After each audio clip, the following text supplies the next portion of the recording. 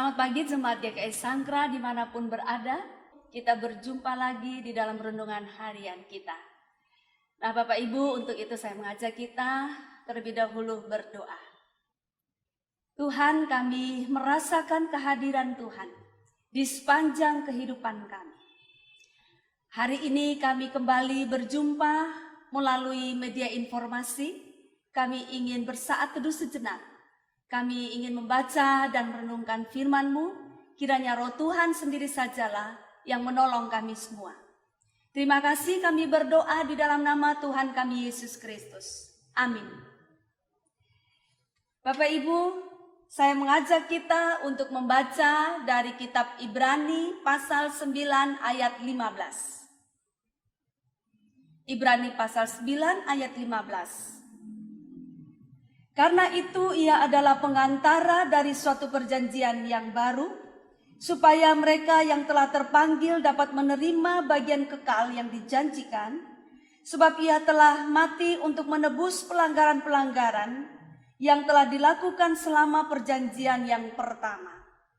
Demikian jauh pembacaan firman Tuhan, dan yang berbahagia tentu saja setiap kita yang mendengarkan firman Tuhan dan yang memeliharanya. Bapak, Ibu, Saudara, saya memberikan tema untuk bacaan kita hari ini, yaitu pengantara yang membawa perdamaian.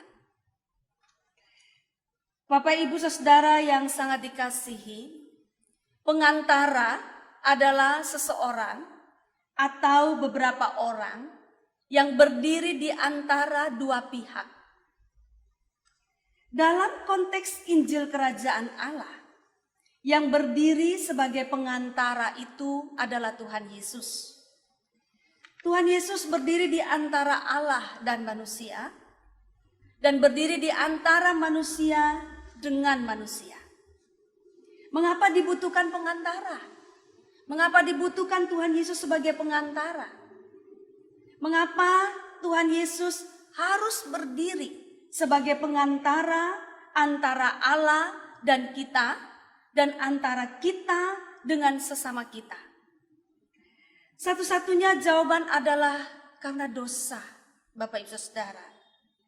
Dosa membuat Allah dan kita manusia berseteru, dan itu jelas bahwa ketika kita manusia ini berseteru dengan Allah, kita pasti kalah, dan akibatnya adalah kebinasaan. Dosa juga membuat di antara kita manusia ini berseteru. Suami istri saling melawan. Anak orang tua, kakak adik, antar tetangga. Suku lawan suku, bangsa lawan bangsa. Bapak Ibu, semua itu karena dosa yang kita lakukan. Nah, Bapak Ibu, Tuhan Yesus datang menjadi pengantara, berdiri di antara dua pihak yang berseteru, menghubungkan kedua pihak tersebut agar menjadi atau terjadi perdamaian. Tuhan Yesus rela mati. Tuhan Yesus disalibkan. Ia mengorbankan dirinya.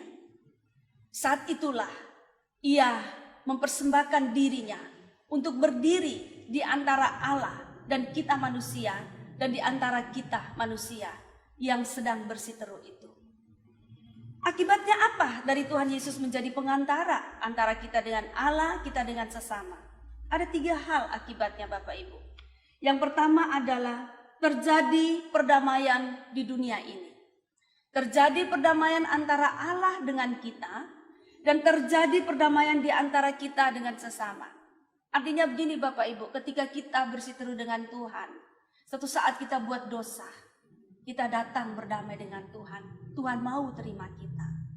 Ketika kita berseteru dengan sesama kita, kita berusaha untuk memperbaikinya, maka perdamaian antara kita dengan sesama sangat mungkin terjadi. Contoh, jika suami istri satu saat berseteru, karena kehadiran Tuhan Yesus, suami istri bisa berdamai lagi, dan seterusnya. Yang kedua adalah karena terjadi perdamaian di dunia ini, di dalam kehidupan kita, maka kehidupan kita dan kehidupan di dunia ini dipenuhi dengan sukacita. Bapak Ibu, coba kita selidiki dalam hidup kita. Setelah kita berseru dan kita berdamai kembali, terasa hidup ini penuh dengan sukacita, sungguh menyenangkan. Akibat yang ketiga adalah Bapak Ibu, ada tugas buat kita. Tugas itu adalah supaya kita juga menjadi seperti Tuhan Yesus, menjadi pengantara juga, menjadi orang yang membawa damai, pengantara yang membawa damai.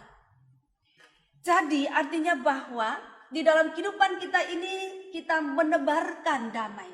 Jangan kita menebarkan kebencian. Jika ada dua orang berselisih, maka kita hadir untuk menghubungkan kedua pihak yang berselisih itu. Itu contohnya kita menjadi pengantara yang membawa damai. Kiranya Tuhan menolong kita menjadi duta-duta damai Tuhan, pengantara-pengantara Tuhan bagi seseorang dengan Tuhan atau beberapa orang dengan Tuhan dan bagi hubungan-hubungan di antara kita manusia. Tuhan menolong kita semua.